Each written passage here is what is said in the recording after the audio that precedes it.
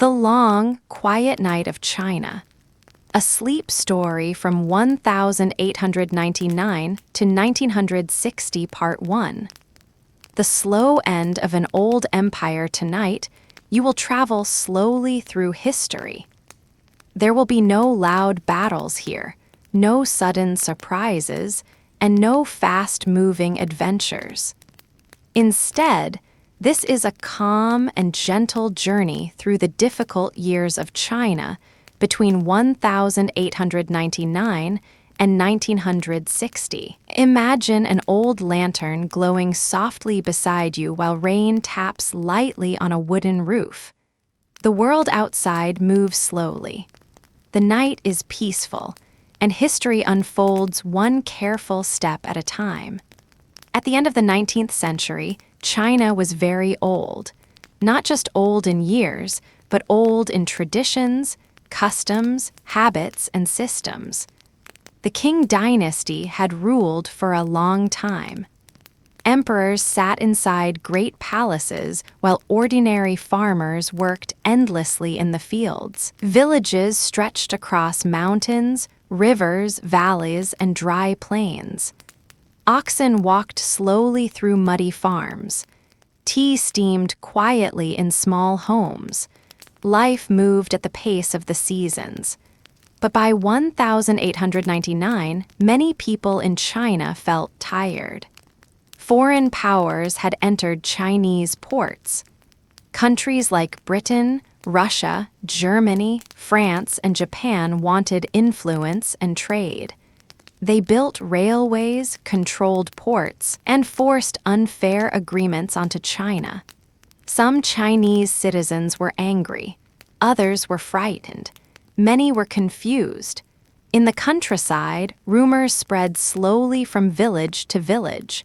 Men carrying baskets stopped beside dusty roads to whisper stories about foreigners, strange machines, and changing times. In market towns, old scholars adjusted their robes and spoke about how the empire was becoming weak. The weather continued as always. Winter winds crossed northern China. Rice fields flooded in the south. Boats floated gently along rivers. And beneath the ordinary rhythm of life, tension quietly grew.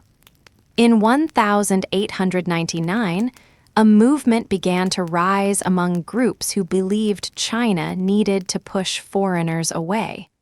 Some members practiced martial arts and spiritual exercises.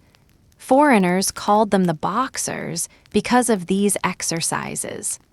The movement spread mostly in northern China. The Boxers believed that China was suffering because outside countries had become too powerful inside their homeland.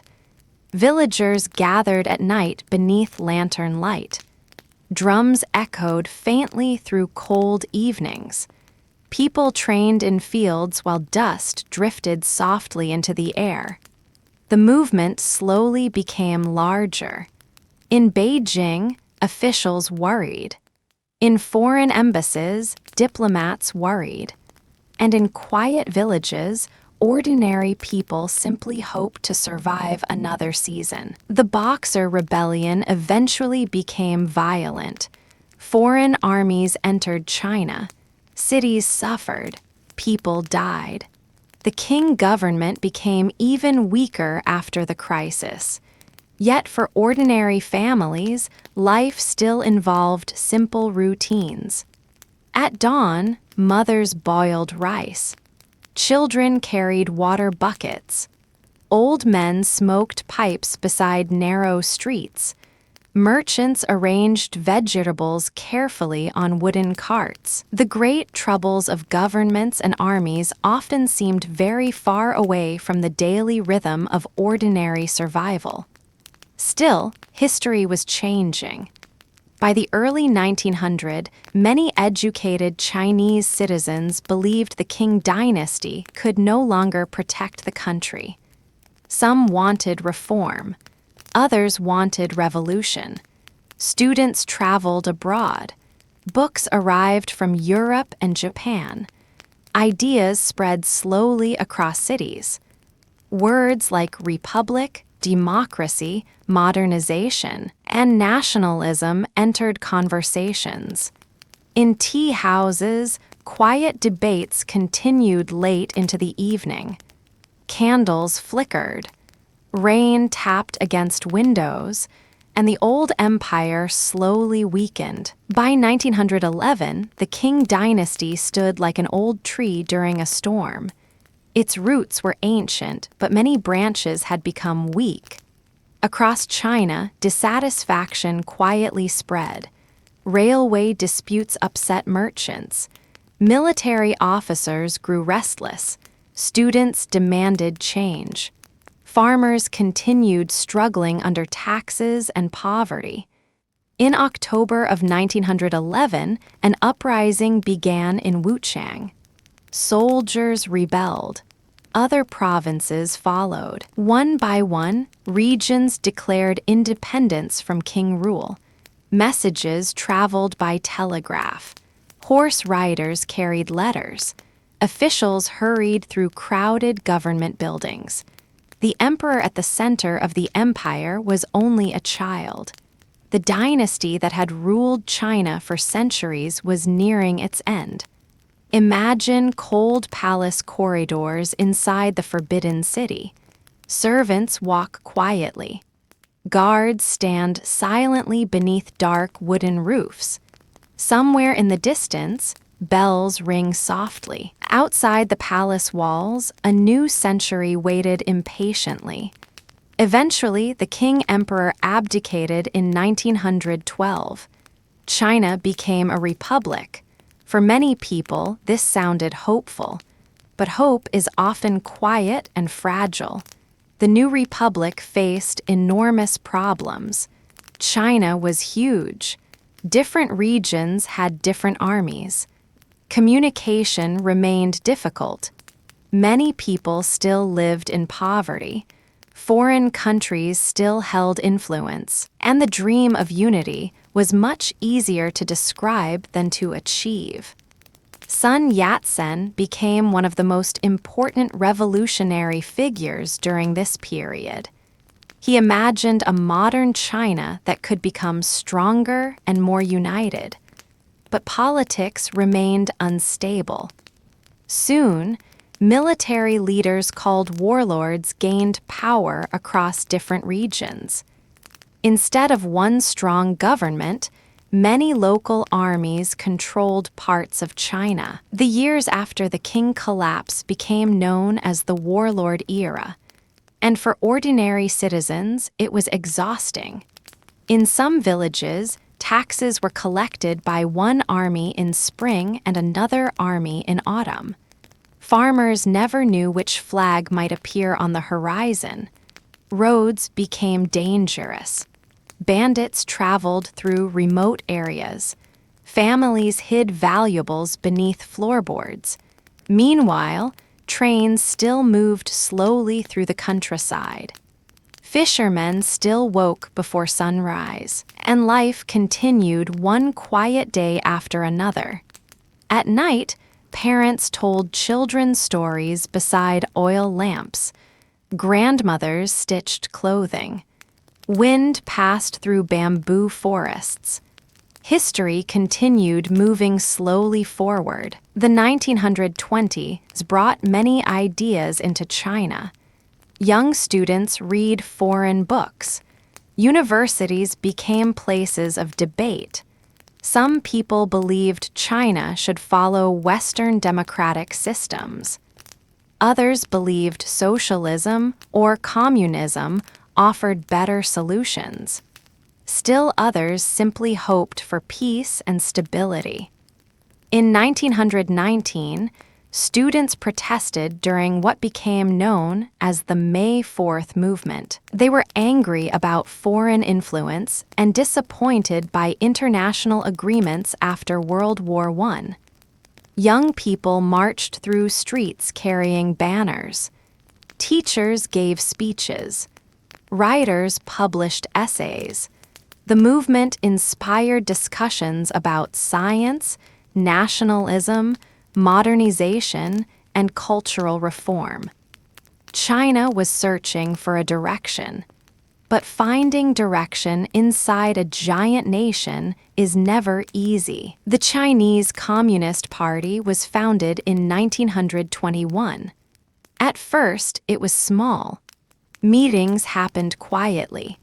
A few intellectuals gathered together discussing workers, equality, and revolution. At the same time, the Nationalist Party, also called the Kuomintang, worked to unify China under a central government. For a while, the nationalists and communists cooperated. Both groups wanted to end warlord control. Together, they supported efforts to reunify the country. In southern China, military campaigns slowly expanded. Roads filled with marching soldiers. Supply carts rolled carefully over rough ground. Dust drifted through warm air. Ordinary citizens watched quietly from fields and villages. Sometimes armies brought order. Sometimes armies brought fear. And often, ordinary people simply tried to stay out of trouble. The countryside remained poor. Floods damaged crops. Droughts caused hunger. Disease spread through crowded communities.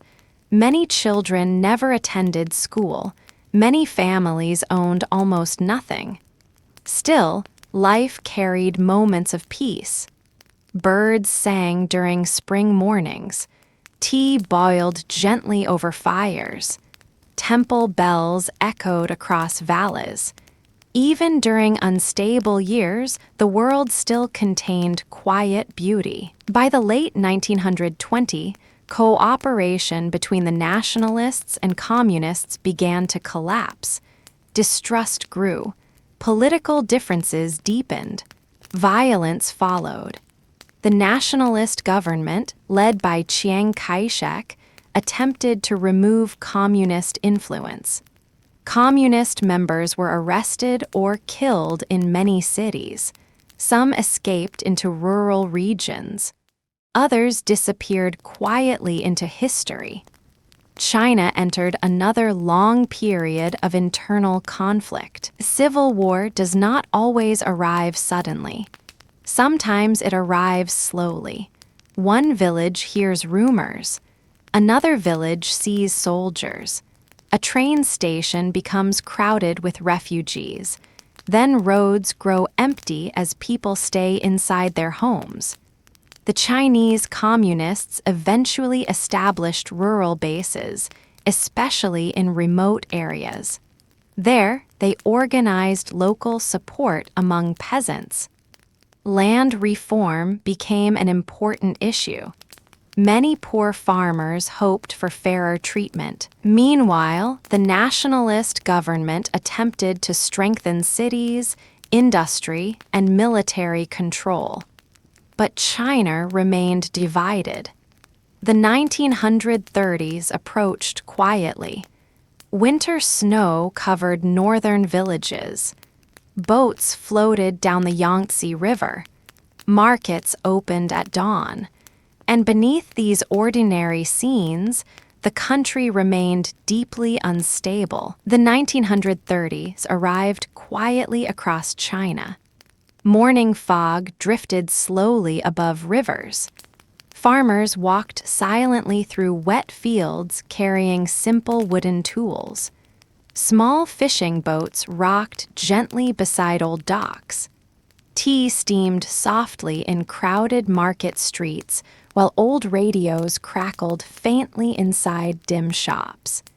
But beneath the ordinary rhythm of daily life, danger was slowly growing.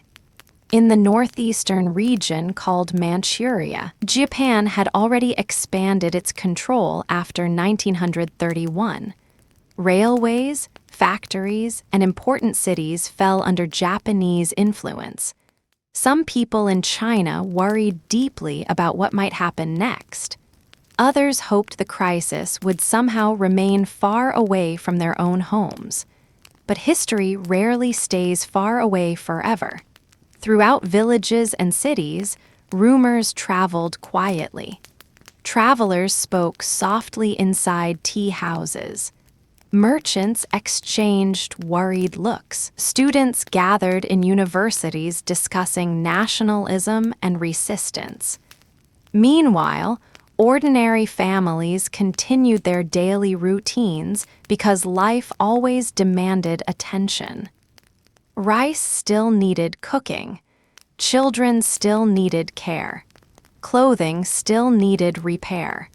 And every evening, tired workers still hoped for a little rest before another difficult day.